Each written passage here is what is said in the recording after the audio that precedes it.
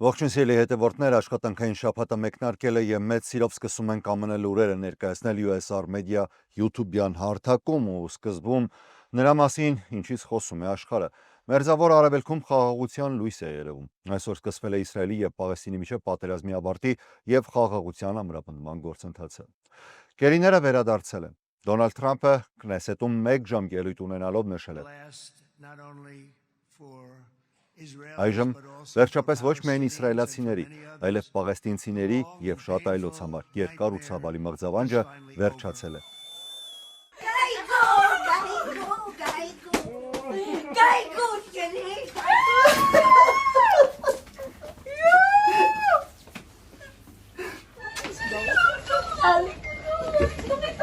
תחזירו לי אותו אחרי 4 ימים, אתה לא מבין, טונטון, אתה לא מבין, חיים של אמא.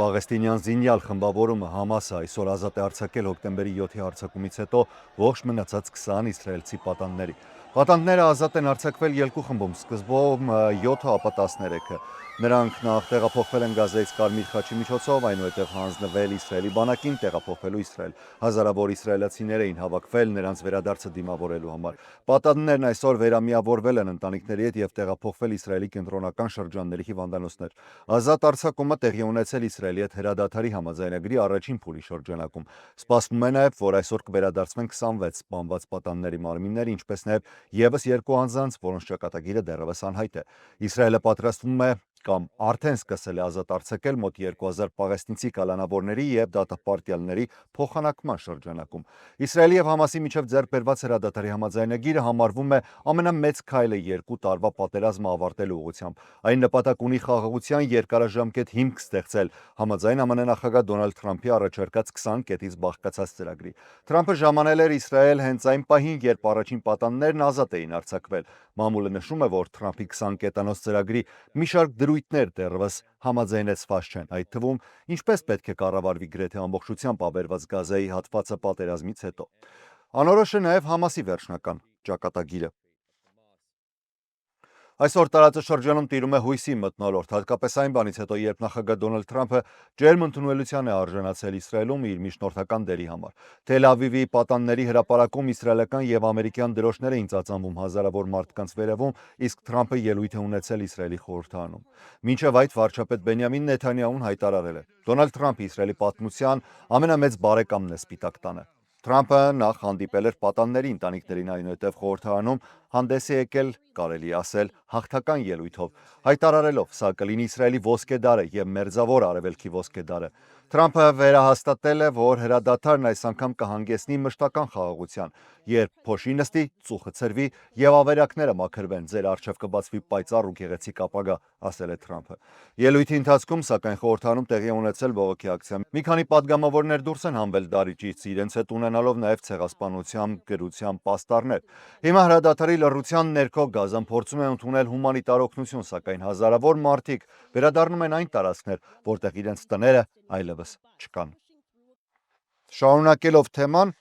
այնուհետև Թրամփը մեկնել է Եգիպտոս մասնակցելու միջազգային գագաթնաժողովին, որտեղ քննարկվել է խաղաղության գործընթացի ամրապնդումը։ Գագաթնաժողովին ներկային եղել մի շարք համաշխարհային առաջնորդներ, այդ թվում Պաղեստինի նախագահ Մահմուդ Աբասը։ Սկզբում նախագահ Դոնալդ Թրամփը Եգիպտոսի Շարմ էլ-Շեյխում կայացած պատմական գագաթնաժողովում լուսանկարվել է աշխարհի առաջնորդների հետ, այդ թվում Գերմանիայի կանցլեր Ֆրիդրիխ Մերցի, Թուրքիայի նախագահ Ռեջեփ Թայիփ Էրդողանի, Կանադայի վարչապետ Մարկ Քարնեի, Ֆրանսիայի նախագահ Էմանուել Մակրոնի, Իտալիայի վարչապետ Ջորջիա Մելոնիի, Պակիստանի վարչապետ Շահբազ Շարիֆի եւ այլոց հետ։ Մասնակիցների թվում է նաեւ Հայաստանի վարչապետ Նիկոլ Փաշինյանը։ Իսրայելի վարչապետ Բենյամին Նեթանյահուն նույնպես հրավիրվել էր, սակայն հրաժարվել է մասնակցել, պատճառաբանելով, որ միջոցառումը համընկնում է հրեական տոնի հետ։ Գագաթնաժողովի հիմնական թեման Միացյալ Նահանգների միջնորդությամբ ձեռք բերված Գազայի հրադադարը եւ խաղաղության համաձայնագիրն է։ Այն ստորագրվել է ներկայությամբ աշխարհի տարբեր առաջնորդների։ Թրամփը հայտարարել է. «Խաղաղությունը տեղի ունենում մեր աչքերի առջև։ Սա նոր ժամանակաշրջան է մերձավոր Արևելքի համար»։ Թրամփը նաև բարեկամական ազդակ է հղել Իրանին, որտեղ այս տարվա սկզբին Իսրայելի պատերազմի ընթացքում ԱՄՆ-ն ռմբակոծել էր 3 միջուկային օբյեկտ։ Բարեկամության եւ համագործակցության ձեռքս բաց է, ասել է նա։ Միացյալ Նահանգները հայտարարել է, որ մոտ 200 ամերիկացի զինվորականներ կմասնակցեն հրադադարի վերահսկման միջազգային թիմին, որին կմիանան դաշնակից երկրներ, ՀԿ-ներ եւ մասնավոր ընկերություններ։ Գազայի վերակառուցման ծրագրի շրջանակում Իսրայելը համաձայնել է վերաբացել 5 սահմանային անցակետ, ինչը կթեթևացնի սննդի եւ դեղորայքի հոսքը դեպի շրջափակված տարածքներ։ Թրամփի խոսքով Գազայի պատերազմը վերջապես ավարտվել է եւ միլիոնավոր մարդկանց աղոթքներն այսօր իրականություն են դարձել։ Թրամփը շնորհակալություն հայտնել Եգիպտոսի նախագահ Աբդել Ֆաթահ Էլ-Սիսիին, ինչպես նաև Կատարի, Թուրքիայի, Սաուդյան Արաբիայի առաջնորդներին խաղաղության հասնելու գործում ունեցած իրենց դերի համար։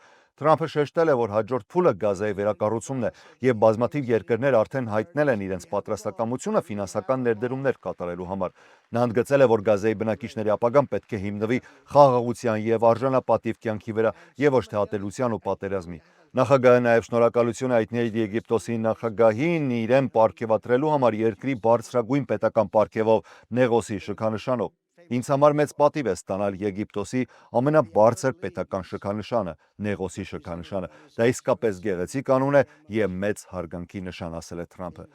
ԱՄՆ նախագահի խոսքի ամենհետաքրքիր պահերից մեկն էր նաև այն, երբ հիշատակվեց Հայաստանը, մեր եւ Ադրբեջանի հակամարտությունն էլ անվանվեց փոքր պատերազմ։ Մենք այստեղ ունենք Հայաստանն ու Ադրբեջանը, դա փոքր պատերազմ էր, որը մենք կանգնեցրինք։ Նրանք կռվում էին մոտավորապես 31 տարի, երբ ես նրանց հրավիրեցի Սպիտակ տուն հանդիպման, մեկը նստել էր իմ աջ կողմում, մյուսը ձախ, եւ 1 ժամ անց նրանք արդեն գրկախառնվում էին։ Հիմա նրանք ընկերներ են եւ շատ լավ համագործակցում են, դա անհավատալի է, իսկապես անհավատալի, ասել է Թրամփը։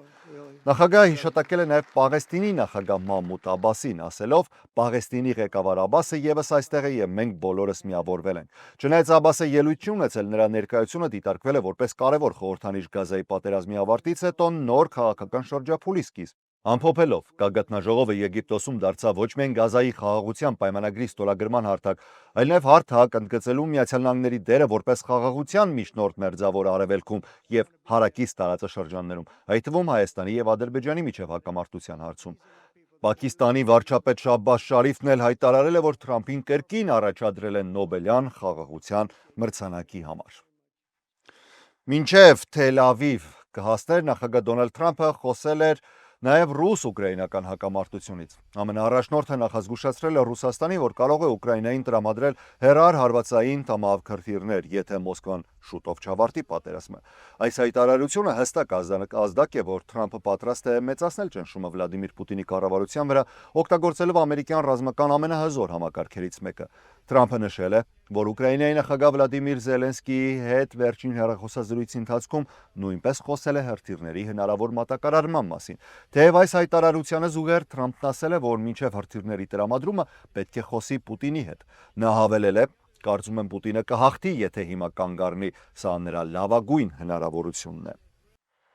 Աշխարհաքաղաքական պատերազմական թոհուբոյց թեման տեղափոխենք ավելի տնտեսական ուղղությամբ։ Չինաստանից ստացված դրական առևտրային տվյալները չեն բավարարել շուկաների անհանգստությունը թույլատնելու համար, կապված Պեկինի եւ Վաշինգտոնի միջև հաջող լարվածությանը։ Այսօր հրապարակված մաքսային տվյալների համաձայն սեպտեմբերին Չինաստանի արտահանման ծավալը աճել է տարեկան 8.3%-ով, զգալիորեն գերազանցելով վերլուծաբանների կանխատեսումները եւ դառնալով ամենաարագ աճը մարտ ամսից ի վեր։ Սակայն վերածնվող լարվածությունը նորից անհանգստություն է առաջացրել կապված աշխատատեղերի եւ գնանկման դեֆլյացիայի վտանգի հետ եւ այն տնտեսության համար, որը մեծապես հիմնված է արտահանման վրա։ Չինաստանի ջանքերը տնտեսությունը դիվերսիֆիկացնելու եւ ԱՄՆ մաքսատուրքերի ազդեցությունը մեղմելու համար կարող են վտանգվել, եթե նախագահ Դոնալդ Թրամփը իր խոստման համաձայն վերականգնի բարձր մաքսատուրքերը եռանիշ տոկոսներով արդեն նոյեմբերի 1-ից։ Սա կարող է լինել պատասխան Պեկինի նախորդ շաբաթ հայտարարած հազվագյուտ մետաղների արտահանման սահմանափակումներին, որոնք ըստ Չինաստանի արձագանք էին ԱՄՆ ագրեսիային։ Ցանկացած առևտրային սահմանափակում կարող է հարվածել գլոբալ մատակարարման շղթաներին, սկսած ավտոմոբիլային արդյունաբերությունից մինչև կանաչ էներգետիկա ու ավիացիա։ Միջազգային ռիսկերի ֆոնին շատ վերլուծաբաններ կանխատեսում են, որ Պեկինը եւ Վաշինգտոնը առաջիկա շաբաթներին կփորձեն թույլատրել լարվածությունը։ Թրամփը հանգստյան օրերին գրել է, որ ամեն ինչ լավ կլինի եւ որ Միացյալ Նահանգները չի ցանկանում վնասել Չինաստանին։ Լարվածության աճը հանգեցրել է նաեւ ոսկու գների ռեկորդային բարձրացմանը։ Անվտանգ ակտիվների նկատմամբ պահանջարկը մեծացել է Միացյալ Նահանգներ Չինաստան հակամարտության եւ դաշնային պաուստային համակարգի կողմից տոկոսադրույքների հնարավոր նվազեցման սպասումների ֆոնին։ Ոսկին գերազանցել է $4,100 շեմը, արծաթի գինը նույնպես բարձրացել է, հասնելով պատմական առավելագույնին։ Մի քանի առաջատար դեղարտադրող ընկերություններ հայտարարել են, որ Միացյալ Նահանգներում սկսելու են դեղեր վաճառել անմիջապես հիվանդներին առանց միջնորդների եւ կնվազեցնեն գները։ Այս որոշումը կայացվել է այն բանից հետո, երբ նախագահ Դոնալդ Թրամփը կոչարեց իջեցնել դեղերի գները եւ վերացնել այսպես կոչված միջնորդ շղթան դեղատներ, ապահովագրական ընկերություններ եւ դեղաբաշխման մենեջերներ։ Թրամփի վարչակազմը նախատեսում է հաջորդ տարի գործարկել պետական Trump-RX.gov կայքը, որի նպատակն է նվազեցնել դեղատոմսով դեղերի գները։ Ներկայումս ամերիկացիները դեղատոմսով դեղերի համար վճարում են գրեթե 3 անգամ ավելին, քան զարգացած այլ երկրներում։ AstraZeneca-ն եւ Թրամփի վարչակազմը, կհիշեք, այս լուրը մենք հրապարակել էինք, հոկտեմբերի 10-ին կնքեցին համաձայնագիր, ըստ որ ընկերությունը որոշ դեղեր վաճառելու է զեղչով, ներառելով դրանք Medicaid ծրագրում, փոխարենը ստանալով մաքսային արտոնություններ։ Այս ամենինքից մի շարք դեղարտադրողներ նույնպես պատրաստվում են նվազեցնել գները։ Այս քայլերը հիմնվում են եւ մաս են կազմում Դոնալդ Թրամփի այն նախաձեռնությամբ, որը միտված է վերակազմավորելու Միացյալ Նահանգների դեղարտադրական շուկան եւ վերականգնելու արտադրությունը երկրի ներսում։ Արտակարգ դեպքերի մասին երկու լուրով էլ ավարտենք այս թողարկումը։ Դրամատիկ դեպք է տեղի ունեցել հարավային Կալիֆոռնիայում Հանթինգթոն Բիչի անդրաճանաչ լողափում, երևի թե կադրերը տեսել եք, շաբաթ օրն է դեպքը տեղի ունեցել, տարբեր սոցցանցերում նկատած կլինեք։ Զբոսաշրջիկներն ու լողափ այցելած մարդիկ իհարկե ավելի մոտ են եղել, ավականատես են դարձել, թե ինչպես է մի ուղղաթիռ, որը հանգիստ շարժվում էր երկնքում, հանկարծ սկսել պտտվել ու արագորեն իջնել դեպի արմավենիները։ Հանթինգթոն Բիչի հրշեջ ծառայությունը հայտնել է, որ 5 անձ է տեղափոխվել հիվանդանոց, այդ թվում ուղղաթիռի 2 ուղևորները, որոնց փրկարարները անվտանգ դուրս են բերել։ Բացի այդ, 3 անցորդ նույնպես տուժել են տարբեր աստիճանի վնասվածքներով։ Նրանց վիճակի մասին մանրամասներ չի հաղորդվում եւ վերջին այսօր առավոտյան է տեղ ունեցել, այս մեկը ավարտվել է արդեն ցավալի վերջաբանով, այսօր առավոտյան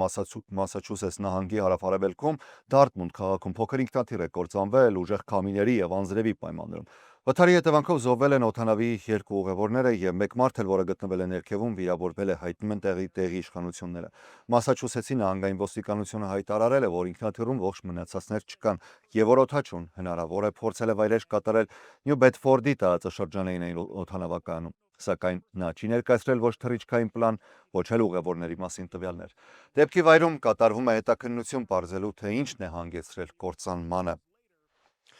Այս ժամի համար էլ առանձնացրել էինք այսքանը, շարունակեք հետևել US Armedia YouTube-յան ալիքին, ես Հարություն Մինասյանն եմ, շնորհակալ եմ ուշադրության համար, առողջ եղեք։